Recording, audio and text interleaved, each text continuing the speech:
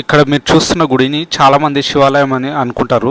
ఈ గుడి నిర్మాణం అనేది రెండోసారి పునర్నిర్మాణం జరిగింది. అయితే ఈ గుడి పేరు బ్రహ్మగుడి. పూర్వం ఈ గుడి నిర్మాణం 12వ శతాబ్ద కాలంలో నిర్మాణం జరిగింది. ఈ గుడి పైన 13వ శతాబ్దంలో విధ్వంసం జరిగిన తర్వాత కొంతవరకు ధ్వంసం కాబడ్డది.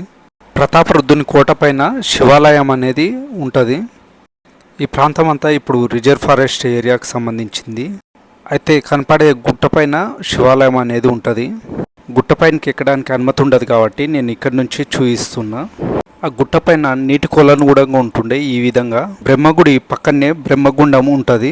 శ్రీశైలం వెళ్ళే భక్తులు ఒక 25 సంవత్సరాల క్రితం వరకు కూడా తాగేంత స్వచ్ఛంగా ఉంటుండే. ప్రస్తుతం ఇది ఉపయోగకరంగా లేదు. బ్రహ్మదేవునికి గుడి ఉండదు, కానీ పూర్వం ఈ గుడి లోపల బ్రహ్మకు సంబంధించి గుడి నిర్మాణం చేపట్టడం జరిగింది.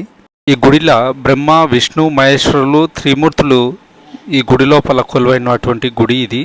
2012లో దీని పునర్నిర్మాణం జరిగింది. మళ్ళీ ఇక్కడ ఉన్న గుడికి ఉమామహేశ్వర గుడి చాలా తక్కువ దూరమే ఉంటుంది. ఒక 7 కిలోమీటర్ల దూరం మాత్రమే. పూర్వకాలంలో ఇక్కడ నుంచి ఉమామహేశ్వర గుడికి ఒక స్వరంగ మార్గం కూడా ఉంటుండే.